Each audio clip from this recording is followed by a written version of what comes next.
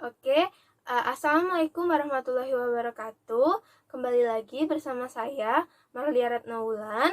Pada kesempatan kali ini, saya akan menjelaskan materi fisika statistik tentang statistik Bose-Einstein, yang mana nanti kita akan menjelaskan atau menentukan jumlah keadaan dengan konfigurasi probabilitas yang maksimum. Jadi cakupannya hanya di menentukan jumlah keadaan dengan konfigurasi probabilitas yang maksimum.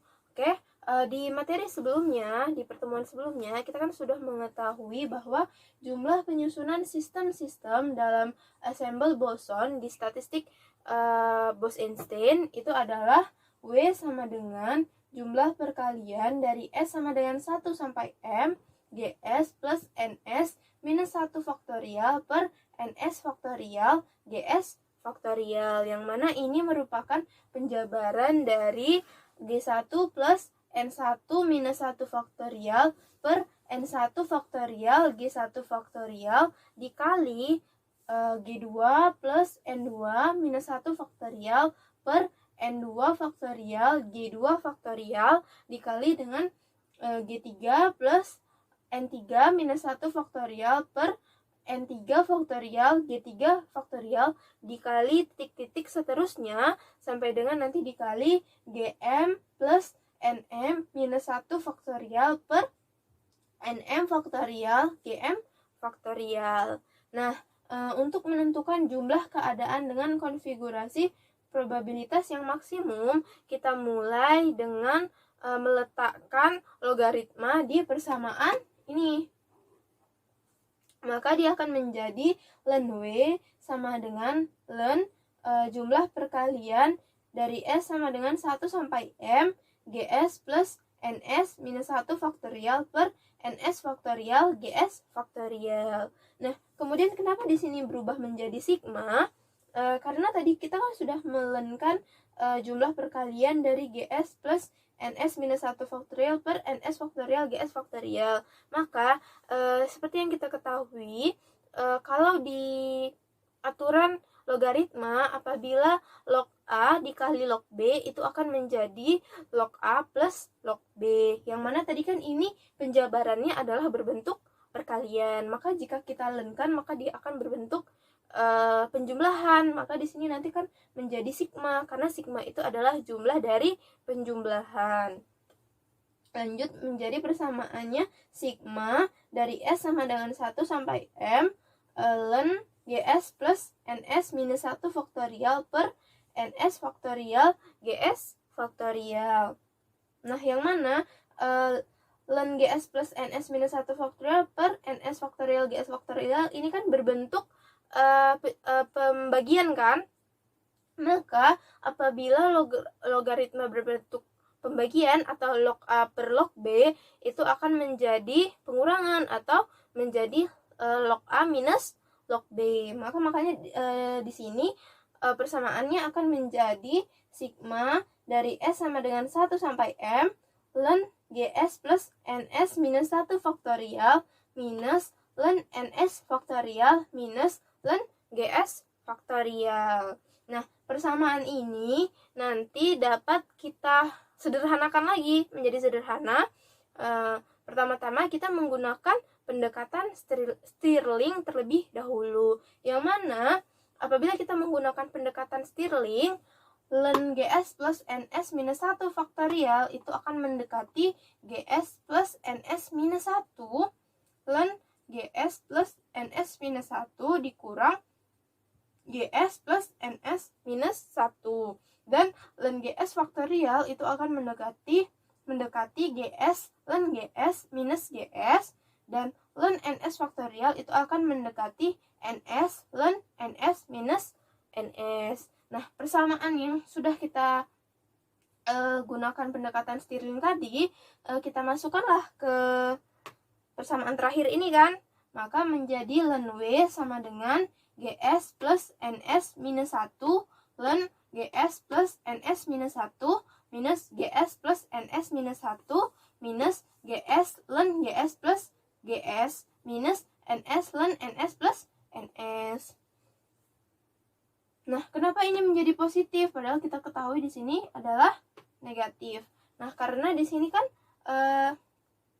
minus dalam kurung ln ns faktorial, maka minus, tanda minus itu harus kita kalikan ke dalam kurung dari ln ns ini, maka ln ns dikali minus itu akan menjadi minus ns ln ns. Kemudian minus dikali dengan minus ns, dia akan menjadi positif ns. Begitupun dengan ln gs faktorialnya. Oke.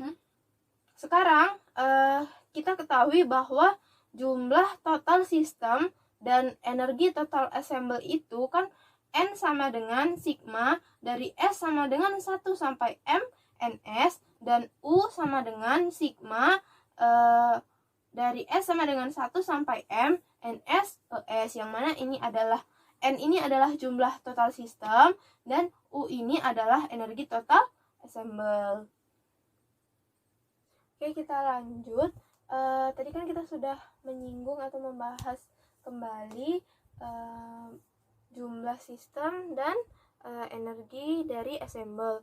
Nah, kemudian untuk assemble yang terisolasi atau tidak ada pertukaran sistem maupun energi dari assemble dan lingkungan atau antara assemble dan lingkungan, maka jumlah sistem maupun energi assemble-nya akan konstan. Menjadi delta N sama dengan sigma S sama dengan 1 sampai M, delta NS sama dengan 0, dan delta U sama dengan sigma S sama dengan 1 sampai M ES, delta NS sama dengan 0. Delta ini maksudnya delta Kronecker ya, kita sebut saja delta agar lebih mudah mengingatnya. Kemudian konfigurasi dengan probabilitas maksimumnya akan memenuhi delta ln W plus alpha delta N plus beta delta N sama dengan 0. Di persamaan sebelumnya yang bentuk ln W persamaan terakhir yang sudah kita lakukan pendekatan Stirling, nah nantinya persamaan ini akan kita diferensialkan, maka menjadi delta ln W sama dengan sigma delta GS plus NS minus 1 ln GS plus NS minus 1 minus delta GS plus NS minus 1 minus delta GS ln GS plus delta GS minus delta NS ln NS plus delta NS. Nah, kita diferensialkan masing-masing sukunya, yang bagian GS plus NS minus 1, kemudian ln GS plus NS minus 1, minus GS plus NS minus 1, minus GS ln GS plus GS minus NS ln GS plus NS. Kita mulai dari delta GS plus NS minus 1 ln GS plus NS minus 1. Kita diferensialkan menjadi delta do per do NS dikali GS plus NS minus 1 ln GS plus NS minus 1 delta NS. Maka dia akan menjadi ln GS plus NS minus 1 plus 1 delta NS. Kemudian kita diferensialkan yang GS plus NS minus 1. Maka delta GS plus NS minus 1 sama dengan do per do NS dikali GS plus NS minus 1 delta NS, maka dia akan menjadi delta NS, karena GS plus NS minus 1 jika kita turunkan terhadap NS, dia akan menjadi delta NS. Karena di sini hanya punya NS, maka dia tersisa, kalau diturunkan maka tinggal 1. GS kan tidak bisa diturunkan terhadap NS, minus 1 juga tidak bisa diturunkan terhadap NS, makanya 1 dikali delta NS dia akan menjadi delta NS. Kemudian di bagian suku GS ln GS, maka menjadi do per do NS dikali GS ln GS delta NS. Di sini kan tidak GS ln GS ini kan tidak bisa diturunkan terhadap NS kan, karena tidak sama, tidak ada NS-nya, maka dia akan sama dengan 0. Nah, kemudian suku NS ln NS kita turunkan menjadi do per do NS dikali NS ln NS delta NS. Maka dia akan menjadi ln NS plus 1 delta NS. Nah, setelah kita dapatkan hasil diferensialnya, maka kita masukkan ke persamaan sebelumnya yang delta ln W itu sama dengan sigma S sama dengan 1 sampai M delta GS plus NS minus 1 ln GS plus NS minus 1 minus delta GS plus NS minus 1 minus delta GS ln GS plus delta GS minus delta NS ln NS plus delta NS. Nah, kita masukkan hasilnya, yang mana hasil diferensial dari delta GS plus NS minus 1 ln GS plus NS minus 1 adalah ln GS plus NS minus 1 plus 1 delta NS. Kemudian delta GS plus NS minus 1 diferensialnya hasilnya menjadi delta NS.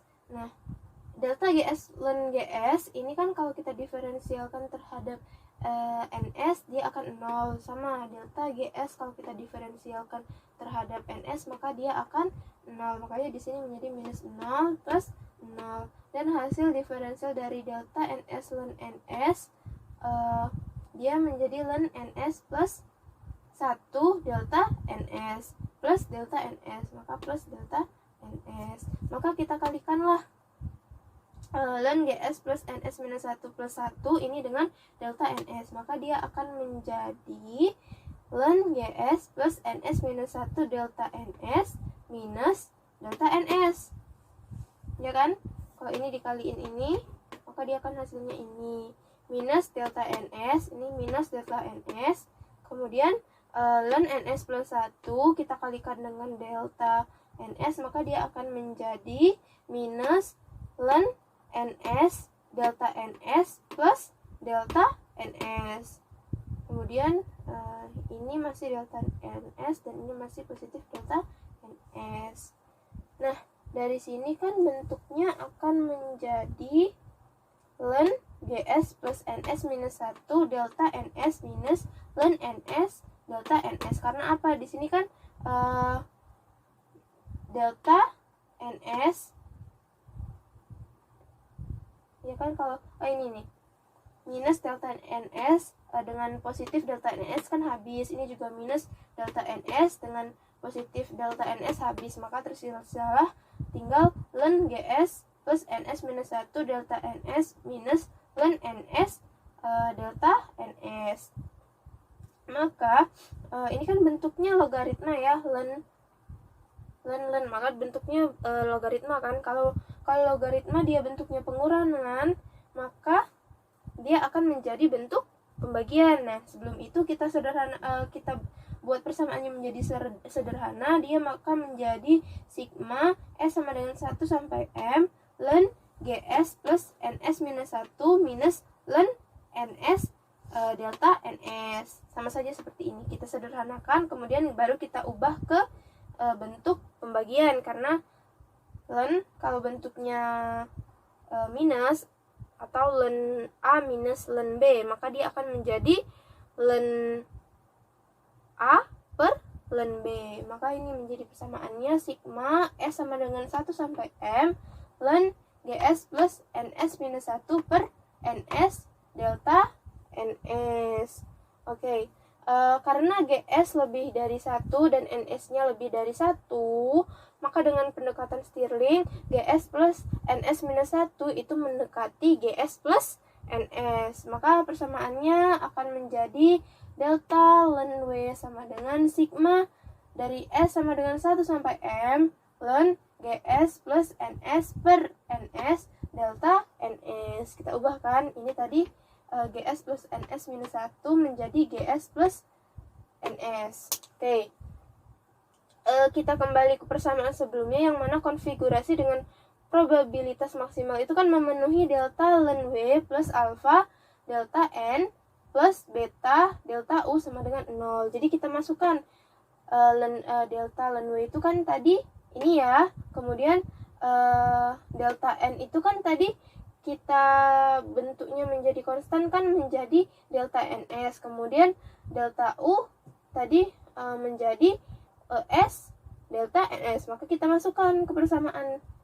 Menjadi sigma S sama dengan 1 sampai M ln GS plus NS per NS delta NS plus alfa sigma dari S sama dengan 1 sampai M delta NS plus beta sigma dari S sama dengan 1 sampai M S delta NS maka sama dengan 0.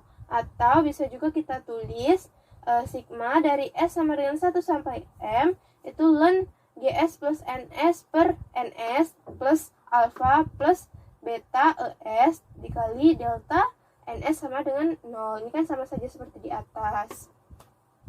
Nah, kemudian persamaan yang ini ya, kesamaan ini harus berlaku untuk semua variasi delta NS. Maka dijamin jika yang di dalam kurung ini nanti akan sama dengan 0 atau selalu 0, maka dia akan menjadi ln GS plus NS per NS plus alfa plus beta ES sama dengan 0.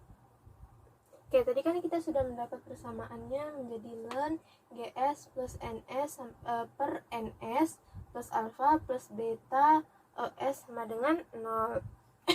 Atau bisa juga kita buat menjadi ln GS plus NS per NS sama dengan minus A minus beta ES. Ini kan tinggal kita pindah ruas ke sebelah kanan, maka dia akan menjadi minus. Kemudian kita akan menghilangkan ln-nya, maka kita harus mengalihkan dengan eksponen. Ketika kita kalikan dengan eksponen, maka ln-nya hilang kan, menjadi GS plus NS per NS sama dengan, karena ini dikali dengan eksponen, maka eksponen dikali minus alfa minus beta ES. Atau bisa juga kita pindahkan kan, ini NS ini ke ruas sebelah kanan, maka dia akan menjadi perkalian, maka GS plus NS sama dengan NS dikali eksponen minus alfa minus beta ES. Kemudian kita ingin mendapatkan GS-nya, maka plus NS ini kita pindah ruas ke sebelah kanan, maka dia akan menjadi minus NS, maka menjadi GS sama dengan NS dikali eksponen minus alfa minus beta ES minus NS. Atau bisa kita sederhanakan menjadi GS sama dengan NS dikali eksponen minus alfa minus beta ES minus 1. Ini kan kalau kita kalikan masing-masing ke dalam kurung ini, maka dia akan bentuknya seperti ini. Dan didapatkanlah NS itu sama dengan GS per eksponen dikali minus alfa minus beta ES minus 1. Dan ternyata parameter beta di Bose-Einstein ini, statistik Bose-Einstein ini masih sama, yaitu minus 1 per KT. Maka bentuk lengkap fungsi distribusi Bose-Einstein untuk assemble boson itu menjadi NS sama dengan GS per eksponen dikali minus alfa plus ES per KT minus 1. Ini kan beta ES, tadi betanya kan kita masukkan nilai minus 1 per KT, maka dia akan menjadi positif ES per KT. Jadi ini adalah persamaan NS-nya. Oke, mungkin itu saja yang dapat saya sampaikan. Kurang dan lebihnya saya mohon maaf. Terima kasih. Wassalamualaikum warahmatullahi wabarakatuh.